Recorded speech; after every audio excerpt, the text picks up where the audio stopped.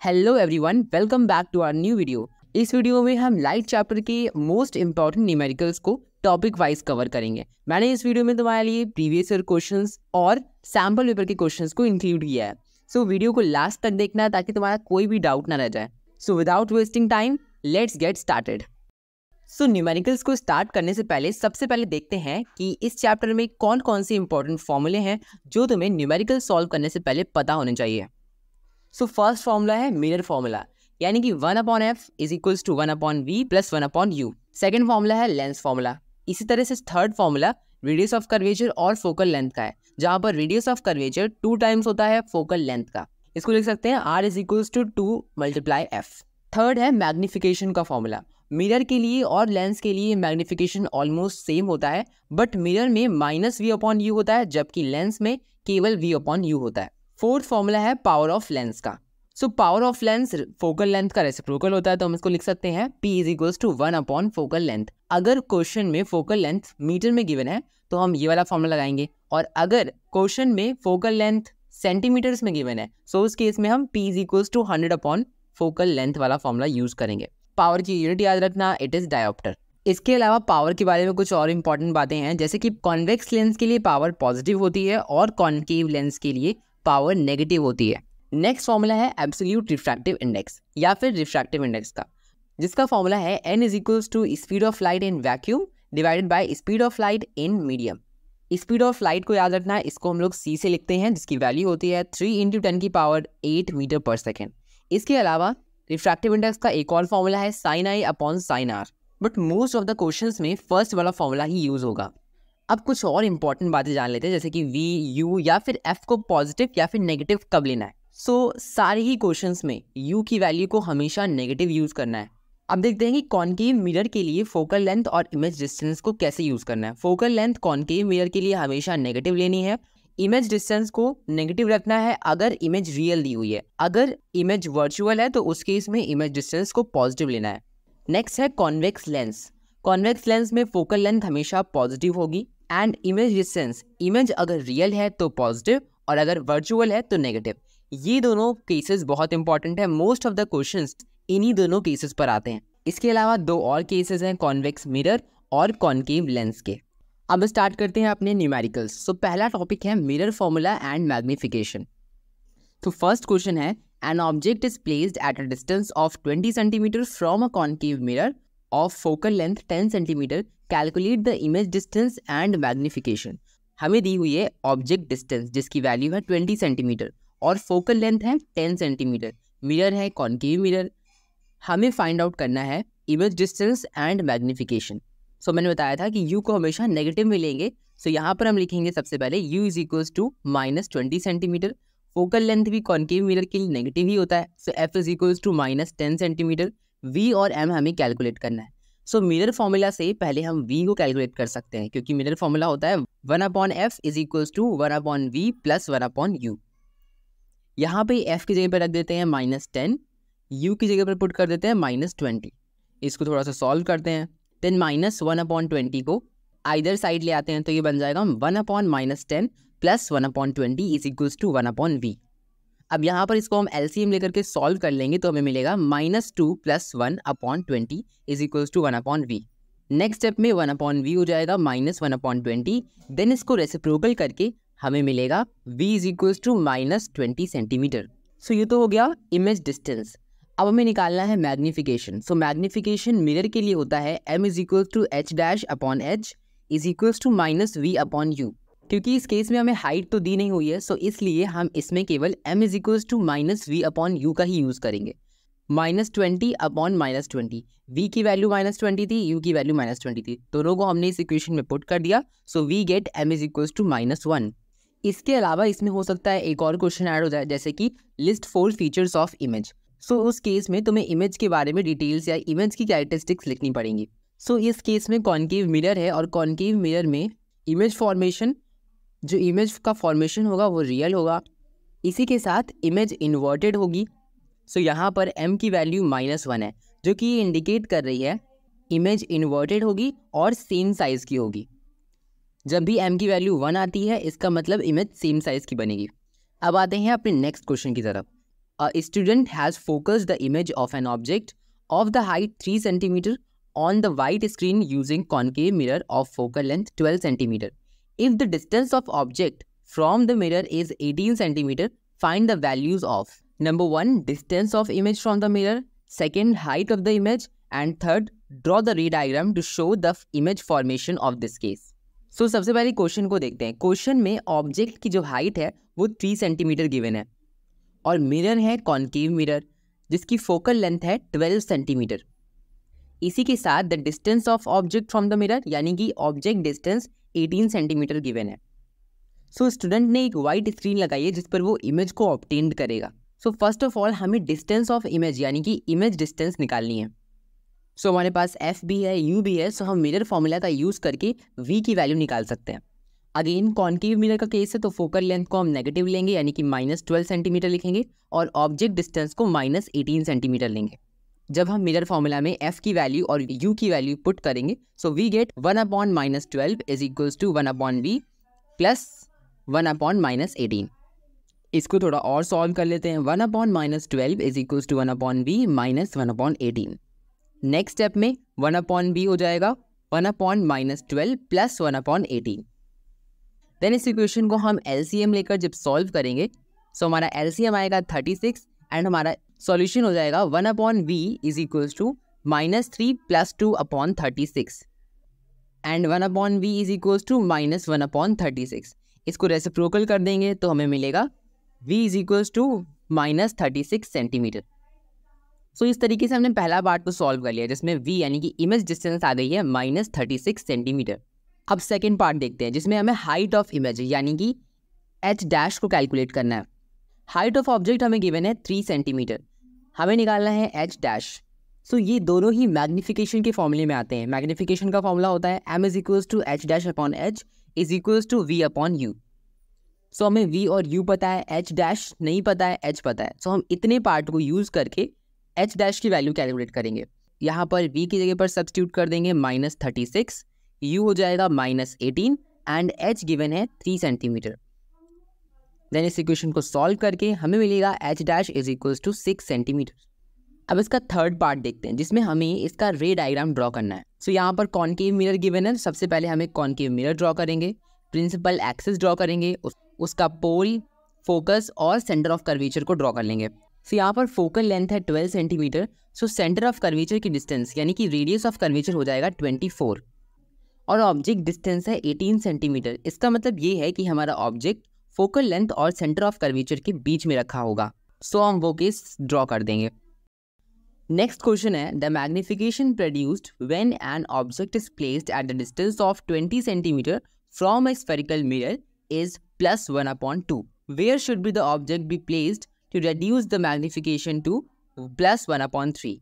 यानी कि जब ऑब्जेक्ट डिस्टेंस 20 सेंटीमीटर है उस केस में मैग्निफिकेशन की वैल्यू है +1/2। सो क्वेश्चन में पूछ रहा है कि ऑब्जेक्ट को हम कहाँ पर प्लेस करें कि मैग्निफिकेशन +1/3 बन जाए। सो इस केस में हम मैग्निफिकेशन का formula m is equals to h dash upon h is equals to -v upon u का यूज़ करेंगे। सो हम इसमें से m is equals to -v upon u का यूज़ करेंगे। सो फर्स्ट केस के लिए m1 है 1/2 एंड u है -20। सो इस इक्वेशन में जब सब्स्टिट्यूट करेंगे तो हमें मिलेगा 1/2 is equals to -v upon -20। So यहाँ से सॉल्व करने पर हमें v की वैल्यू मिल जाएगी 10 centimetres.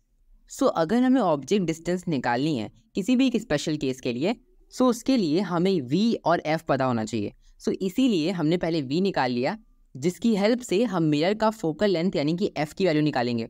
So by using mirror formula that is 1/f is equals to 1/v plus 1/u। यहाँ पर v की वैल्यू है 10 सेंटीमीटर, u की वैल्यू है -20। सो इस इक्वेशन में पुट करने पर हमें f की वैल्यू मिलेगी 20 सेंटीमीटर। अब हमारे पास f है, पहले वाले केस यानी कि जब ऑब्जेक्ट 20 सेंटीमीटर पर था तब इमेज डिस्टेंस थी 10 सेंटीमीटर। अब कहा गया था कि मैग्निफिकेशन को हमें 1/3 रखना है यानी कि m2 हम ले लेते हैं 1/3। देन इस क्वेश्चन में हम अगेन मैग्निफिकेशन का फॉर्मूला यूज़ करेंगे यानी कि m2 is equals to -v upon u। इस केस में m2 की वैल्यू हो जाएगी +1/3, v की वैल्यू हमें नहीं पता है, u की वैल्यू भी हमें नहीं पता है। सो इस केस में जो v हो जाएगा वो हो जाएगा -u/3। अब इस v की वैल्यू को हम मिरर फॉर्मूला में अगेन सब्स्टिट्यूट करेंगे। सो हमें मिलेगा 1/20 is equals to 1/-4/3 plus 1/u। ये 3 को और माइनस को ऊपर सेंड कर देते हैं तो हमें मिलेगा -3/u plus 1/u। Now 1/20 is equals to -3 plus 1/u is equals to -2/u। So finally हमें जो u की वैल्यू मिल जाएगी वो हो जाएगी u is equals to -40 centimeter. इसका मतलब ये है कि ऑब्जेक्ट डिस्टेंस जो होगी वो 40 सेंटीमीटर होगी जब मैग्निफिकेशन की वैल्यू +1/3 बन जाए। अब हम चलते हैं अपने नेक्स्ट टॉपिक की तरफ जो कि है lens formula and magnification. So first question देखते हैं। ये क्वेश्चन इसी साल के सैम्पल पेपर का है जिसमें ये डायग्राम गिवन है, जिसमें ये ऑब्जेक्ट है और ये इमेज है। तो क्वेश्चन में कहा जा रहा है कि the above figure shows the formation of an image by a lens shown by thick line. ये एक लेंस है, तुम्हें बताना है कि कौन सा लेंस है। Analyse the figure and answer the following questions. पहला पार्ट है what is the type of lens used. अगर तुम्हें सारे केसेस लेंस के याद होंगे तो तुम्हें पता होगा कि सेम साइड में वर्चुअल इमेज का फॉर्मेशन कॉन्वेक्स लेंस के थ्रू होता है। इसका मतलब ये जो लेंस है इस केस में वो कॉन्वेक्स लेंस है। नेक्स्ट पार्ट है what is the nature of the image. Nature दिखने में लग ही रहा है कि इस केस में जो इमेज है वो वर्चुअल होगी, एनलार्ज्ड होगी एंड इरेक्ट भी होगी। थर्ड पार्ट है if the image is formed at a distance of 30 centimeter from the lens and the image is twice the size of object then where is the object place. यानी कि image distance तुम्हें दी हुई है 30 centimetre. इसके अलावा image का size और object के साइज में एक रिलेशन दिया हुआ है कि इमेज का जो साइज है वो 2 टाइम्स है, यानी कि ट्वाइस है साइज ऑफ ऑब्जेक्ट के। इमेज साइज को हम h' लिख रहे हैं और ऑब्जेक्ट साइज को हम h लिख रहे हैं। सो हम इसको लिख सकते हैं h' is equals to 2h। हमें फाइंड आउट करना है ऑब्जेक्ट डिस्टेंस यानी कि u की वैल्यू। सो इस केस में हम मैग्निफिकेशन का फॉर्मूला यूज करेंगे m is equals to h' is equals to v/u। So यहाँ पर इतना ही पार्ट यूज करेंगे, that is h' is equals to v/u, जहाँ पे h' है 2 times of h and h को हम ऐसे ही लिख देंगे v/u। इन v की जगह पर हम रखेंगे -30 और u हमें कैलकुलेट करना है। सो फाइनल आंसर हमें u आ जाएगा -15 सेंटीमीटर्स। सो एक और क्वेश्चन है an object is placed at a distance of 15 centimetre from a convex lens of focal length 20 centimetre. इस केस में हम बताना है 4 characteristics of image form by lens. So ये जो केस है ये कौन सा केस है ये तुम्हें पहचानना पड़ेगा। यहाँ पर जो ऑब्जेक्ट डिस्टेंस है यानी कि 15 सेंटीमीटर ये फोकल लेंथ से कम है, यानी कि जो हमारा ऑब्जेक्ट होगा वो ऑप्टिकल सेंटर और फोकस के बीच में प्रेजेंट होगा। सो हम जानते हैं कि ये वाला केस लास्ट केस होता है जिसमें हमारा इमेज का फॉर्मेशन सेम साइड होता है। इमेज वर्चुअल होती है, एनलार्ज होती है और इरेक्ट होती है। अब नेक्स्ट टॉपिक देखते हैं जो कि है रिफ्रैक्टिव इंडेक्स। सो क्वेश्चन है the absolute refractive index of ruby is 1.7। Find the speed of light in ruby. The speed of light in vacuum is 3 × 10⁸ metre per second. So तुम्हें vacuum में speed दी हुई है already, refractive index दिया हुआ है ruby का that is 1.7 and तुम्हें calculate करना है speed of light in ruby. So हम रिफ्रैक्टिव इंडेक्स का फॉर्मूला जानते हैं, it is n is equals to speed of light in vacuum upon speed of light in medium. So यहाँ पर medium कौन सा है, मीडियम है रूबी। इसकी जगह पर हो सकता है एग्जाम में कुछ और लिखा हो, रूबी की जगह पर ग्लास हो सकता है, वाटर हो सकता है, एल्कोहल हो सकता है, कोई भी मीडियम प्रेजेंट हो सकता है। सो यही फॉर्मूला यूज़ करना है अगर एक मीडियम वैक्यूम दिया है तो। सो यहाँ पर हम फॉर्मूले में वैल्यूज़ को पुट करेंगे, n की जगह पर 1.7, speed of light in vacuum 3 × 10⁸ and then इसको सॉल्व करेंगे। सो हमें speed of light in ruby मिल जाएगा 1.76 × 10⁸ मीटर पर सेकेंड। ऐसा ही एक और क्वेश्चन देखते हैं। Absolute refractive indices of water and glass is given that is 4/3 and 3/2 respectively. If the speed of light in glass is 2 × 10⁸ metre per second, find the speed of light in vacuum and water. So हमें vacuum में speed of light निकालनी है। वैसे तो हम जानते हैं कि वैक्यूम में speed of light 3 × 10⁸ metre per second ही होता है, बट हमें यहाँ पर इसे कैलकुलेट करके दिखाना है। सो हम लिख सकते हैं रिफ्रैक्टिव इंडेक्स ऑफ ग्लास यानी कि n glass is equals to 3/2 and n water is equals to 4/3। सबसे पहले हम ग्लास वाला केस लेंगे। हमें अगेन फॉर्मूला लिखना है और उसमें रिफ्रैक्टिव इंडेक्स की वैल्यू पुट करनी है, स्पीड ऑफ लाइट की वैल्यू पुट करनी है इन ग्लास। सो इक्वेशन हो जाएगी 3/2 is equals to speed of light in vacuum और air divide by 2 × 10⁸। Next step में हमने speed of light in vacuum को c से लिखा है। सो यहाँ से c की वैल्यू आ जाएगी, यहाँ पर 2 और 2 कैंसिल हो जाएगा and we get c is equals to 3 multiply 10⁻8 meter per second. So बहुत आसान था। इसी तरीके से तुम्हें वाटर वाले केस में स्पीड ऑफ लाइट फाइंड करनी है। नाउ रिफ्रैक्टिव इंडेक्स पर बेस्ड एक और क्वेश्चन देखते हैं। Water has refractive index 1.33 and alcohol has refractive index 1.36. Which of two medium is optically denser? Give reason for your answer. So पहले part में तुम्हें बताना है कि इनमें से कौन सा मीडियम ज़्यादा डेंसर होगा। सो याद रखना, जिसका रिफ्रैक्टिव इंडेक्स ज़्यादा होगा वो मीडियम ज़्यादा डेंसर होगा, जबकि जिसका रिफ्रैक्टिव इंडेक्स कम होगा यानी कि वो मीडियम रेयरर होगा। सो इस केस में एल्कोहल का रिफ्रैक्टिव इंडेक्स ज़्यादा है यानी कि 1.36 है, इसलिए alcohol is optically denser medium than water. Now second part बोल रहा है कि draw a ray diagram to show the path of ray of light passing obliquely from water to alcohol. यानी कि जब लाइट रे वाटर से अल्कोहल में पास कर रही है सो उस केस में डायग्राम कैसा बनेगा वो हमें ड्रॉ करना है। ये सेम डायग्राम होगा जो हमने लॉ ऑफ रिफ्रैक्शन में पढ़ा था। एक साइड हमें वाटर ले लेना है और एक तरफ हमें अल्कोहल ले लेना है। लाइट रे को हमें वाटर में पहले ड्रॉ करना है, देन जब वो अल्कोहल में आएगी तो वो नॉर्मल की तरफ बेंड हो जाएगी बिकॉज अल्कोहल ज़्यादा डेंसर है। और मैंने बताया था वीडियो में कि जब भी डेंसर मीडियम में लाइट जाती है तो वो नॉर्मल की साइड बेंड हो जाती है। सो इसका डायग्राम कुछ इस तरीके से बन जाएगा। इसका लास्ट पार्ट है state the relationship between angle of incidence and angle of refraction in the above case. Water के केस में आई की वैल्यू ज़्यादा होगी, जबकि अल्कोहल के केस में यानी कि एंगल ऑफ रिफ्रैक्शन कम होगा बिकॉज लाइट रे बेंड हो चुकी है और एंगल डिक्रीज हो गया है। सो हम लिख सकते हैं angle of incidence is greater than the angle of refraction. अब आते हैं इस चैप्टर की लास्ट वाले न्यूमेरिकल्स पर जो कि बेस्ड होंगे पावर ऑफ लेंस पर। सो फर्स्ट क्वेश्चन है define power of lens. The focal length of lens is -10 centimetre. Write the nature of lens and its power. What will be the sign of magnification in this case. So सबसे पहले तुम्हें power की definition लिख देनी है जो कि होती है it is the ability of a lens to converge or diverge the light rays passing through it and its unit is diopter. Now इसकी अगले वाले पार्ट में ये कह रहा है कि फोकल लेंथ लेंस की है -10 सेंटीमीटर। हमें बताना है nature of lens and its power. तो यहाँ पर फोकल लेंथ की वैल्यू नेगेटिव है, इट मीन्स यहाँ पर जो लेंस होगा वो कॉन्केव लेंस होगा। इसकी पावर कैलकुलेट करने के लिए हम जानते हैं पावर का फॉर्मूला होता है P = 1/f।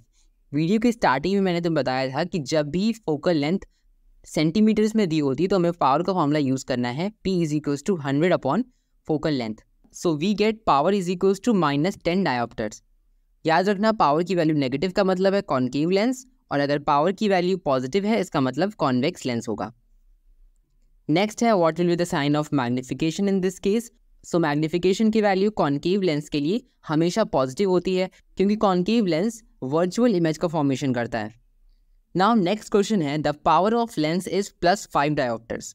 What is the nature and focal length of the lens. So power तुम्हें ऑलरेडी गिवन है +5 डायोप्टर्स एंड नेचर तुम्हें बताना है। सो यहाँ पर पावर पॉजिटिव है, इस केस में कॉन्वेक्स लेंस होगा। फोकल लेंथ को कैलकुलेट करने के लिए हम फॉर्मूला यूज करेंगे P = 1/f। सो P की वैल्यू रख देंगे 5। So we get F = 1/5 and finally F = 0.2 meters. Second part ये है कि at what distance from this lens should an object be place so that to gets its inverted image of the same size. अब तुम खुद सोचो कि convex lens का ऐसा कौन सा केस होता है जिसमें इमेज का साइज सेम होता है और इमेज इन्वर्टेड होती है। सो ये वो केस है जब हमारा ऑब्जेक्ट 2f1 पर प्लेस्ड होता है, यानी कि ये वो वाला केस है जब ऑब्जेक्ट 2f1 पर प्लेस्ड होता है, यानी कि अगर हम डिस्टेंस की बात करें तो वो 2 टाइम्स ऑफ f हो जाएगी। यहाँ पर f है 20 centimeters, so distance of object हो जाएगी 2f यानी कि 40 सेंटीमीटर। इसके लिए हम f पावर का दूसरा फॉर्मूला भी यूज़ कर सकते हैं, that is 100/f which is in the centimetres. Okay, so यहाँ से जो हमारा आंसर आएगा वो सेंटीमीटर्स में आएगा और यहाँ से जो हमारा आंसर आया है वो मीटर्स में आया है। दोनों ही सेम बातें हैं, दोनों में से कोई भी कर सकते हैं। अब एक और लास्ट क्वेश्चन देख लेते हैं जो कि इसी साल के सैम्पल पेपर का क्वेश्चन है। इस क्वेश्चन में एक रिफ्लेक्टिंग टेलीस्कोप का डायग्राम दिया हुआ है जिसमें एक प्लेन मिरर है, एक कॉन्केव मिरर है और एक आईपीस है जो कि कॉन्वेक्स लेंस की तरह दिख रहा होगा। सो इसका फर्स्ट क्वेश्चन ये है कि what kind of image of star is seen by the observer at the eyepiece. So यहाँ पर जो आईपीस यानी कि जहाँ से हम देखेंगे वहाँ से स्टार की इमेज कैसी दिखाई पड़ेगी। तो ऑफकोर्स ये इमेज रियल होगी जो कि फाइनल इमेज होगी। सेकेंड क्वेश्चन है what kind of mirror is used in this reflecting telescope. इसमें कौन सा मिरर यूज किया गया है। यहाँ पर कॉनकेव मिरर यूज किया गया है और प्लेन मिरर यूज किया गया है। थर्ड पार्ट है explain the reason what kind of optical device, type of lens और mirror that is used at the eyepiece. So eyepiece पर कॉन्वेक्स लेंस यानी कि कन्वर्जिंग लेंस का use किया गया है। ये कन्वर्जिंग मिरर सारी रेज को कलेक्ट करेगा और रियल और इरेक्ट इमेज के फॉर्मेशन में हेल्प करेगा। सेकेंड है what is the role of plane mirror in the telescope. So plane mirror का फंक्शन ये है कि ये जितनी भी लाइट रेज कॉनकेव मिरर से रिफ्लेक्ट होकर आ रही हैं उसे आईपीस की डायरेक्शन में रिफ्लेक्ट कर देगा और साथ ही साथ ये प्लेन मिरर इमेज को लैटरली इन्वर्ट भी करने में हेल्प करेगा सो दैट फाइनल इमेज जो बने वो इरेक्ट और रियल हो। सो ये थे इस चैप्टर के सारी इंपॉर्टेंट न्यूमेरिकल्स। इसके अलावा कुछ न्यूमेरिकल्स मैंने डिस्क्रिप्शन में डाल दिए हैं, उसको अपने आप से ट्राई करना और मिलते हैं नेक्स्ट वीडियो में। चैनल को सब्सक्राइब नहीं किया है तो सब्सक्राइब कर दो, शेयर कर दो और वीडियो को लाइक ज़रूर कर देना।